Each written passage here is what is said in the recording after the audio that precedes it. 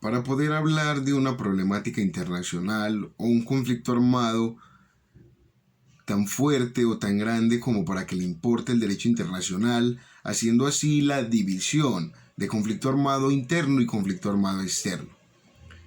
En el caso que posteriormente se les explicará, vemos dos de esa clasificación. Vemos el conflicto armado interno y el conflicto armado externo. Algo que empezó con un conflicto interno termina siendo un conflicto externo.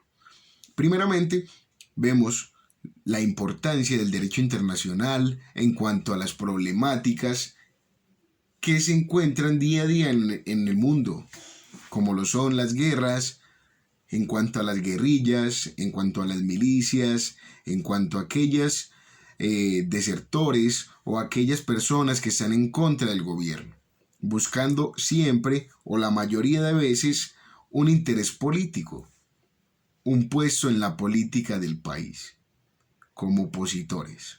¿Qué sucede con esto? En algunos países se considera como terrorismo aquel grupo de personas que están en contra y en oposición y que hacen actos rebeldes en contra del gobierno. Pero más allá de eso, o principalmente debemos realizar un análisis y una definición de lo que vendría siendo un conflicto armado para entrar en contexto. El conflicto armado se debería definir desde el concepto claro de la víctima. ¿Qué quiero decir con eso? El conflicto armado lo definimos como aquel concepto o contexto en el que se identifica, se inscribe o se materializa la condición de víctima. Y acá es donde podemos relacionar la intervención del derecho internacional humanitario. En medio de una guerra se ve la intervención del derecho internacional humanitario por la afectación de las personas en medio de una guerra. Personas terceras, personas que no están dentro de la guerra, dentro del conflicto armado. Entonces entendemos como contexto social, un contexto social en el que se identifica y se inscribe o materializa de por sí a la víctima o una persona en condición o personas en condición de víctimas. Pero para que tenga ese plus de interés en el derecho internacional, debemos ver en realidad cuál es la importancia en sí. La importancia es tener aquel peso suficiente como para que sea una infracción al derecho internacional humanitario. Aquellos conflictos internacionales son los que en realidad importan, pero debemos tener en cuenta la clasificación de conflicto armado interno y conflicto armado externo. En el caso que se les presentará posteriormente, entenderemos que justamente se ven los dos tipos de clasificación. Empiezan principalmente en un contexto o un conflicto armado interno y termina siendo un conflicto armado externo. ¿Qué sucede? Vemos primeramente lo que sucedió el marzo del 2011 en Siria, la guerra de Siria. Empieza totalmente tranquilo, por decirlo de alguna manera, un enfrentamiento entre la ciudadanía y el gobierno. Pero primeramente se ve que son manifestaciones pacíficas al principio, pero que posteriormente, al no ser escuchados, los ciudadanos empezaron a tomar fuerza y empezaron a hacer actos de rebeldía. Más allá de esto, después de los actos de rebeldía, el Estado fue utilizando sus fuerzas armadas, como lo son la Assad, que realmente era una de las más poderosas en el momento para el gobierno de Siria, para contrarrestar la violencia y los actos rebeldes que tenía la ciudadanía de Israel, los manifestantes.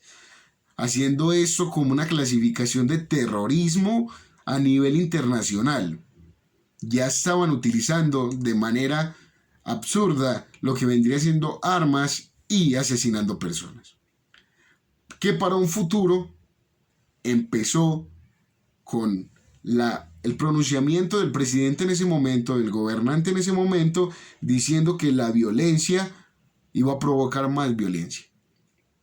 Pero taxativamente dice lo siguiente: no habrá acuerdo donde los que luchan toman armas y asesinan. Para un futuro eso se fue o se interpretó de tal manera que era una no aceptación a ningún acuerdo. En principio, los ciudadanos de Siria estaban buscando con esas manifestaciones el derecho o aquel concepto de democratización para el Estado, lo cual no estaba en acuerdo el presidente si era intentado ejercer ese acuerdo con violencia, con muertes y con armas. Lo que para un futuro esto provocó una guerra civil. Para un futuro empezaron a sonar más asesinatos, más guerras entre las personas, más guerras entre las Fuerzas Armadas de Siria y los ciudadanos. En un momento tal se empezaron a unir también las personas, los ciudadanos, con aquellos grupos delictivos y rebeldes que empezaron a ser multitud. Para un futuro se enfrentaron al régimen. Consecuentemente a eso, por encima de todo lo que destacó, un autor se presentó a la hora de esa guerra civil que se desató entre el gobierno y la ciudadanía o los opositores. Para un futuro se vio el problema y creció un fuerte que para un futuro iba a ser un muy fuerte contrincante, que vendría siendo este famoso autor del ISIS. Para ese entonces, ISIS aprovechó la coyuntura que se veía en cuanto al gobierno y en cuanto a las personas, por lo cual empezó a fundar un califato manifestando o relacionado con Irak y Siria, haciendo un poco. En ese momento se encontraron relaciones en cuanto a las milicias y en cuanto a aquellas guerrillas, por decirlo de alguna manera, o grupos al margen de la ley, o grupos rebeldes para empezar a tener más fuerza. ISIS alcanzó a tener un 55% de apoderamiento del territorio sirio. Para un entonces, en un futuro, empujar lo que no había podido lograr las fuerzas de Assad, que para el momento eran las más fuertes, lo que no pudo lograr tampoco lo que vendría siendo la gobernación o el gobierno como tal de Siria, o el Estado siriano, lo logró ISIS, haciendo que Estados Unidos por primera vez manifestara alguna importancia y alguna relación con Siria, interviniendo en el conflicto armado que en principio era interno a pasar a ser externo. Obama en el 2013, el momento en el que Obama era presidente, había declinado atacar al régimen como tal, después de que el Assad usara armas químicas. ¿Qué sucede con eso?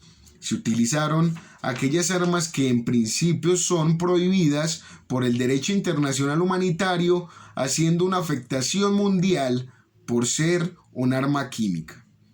Para un futuro, Obama en 2014 decidió finalmente atacar y bombardear exactamente a los ISIS. Para un futuro se vio en contra el que se impulsó una gran coalición en contra de Obama como tal, en cuanto al gobierno estadounidense.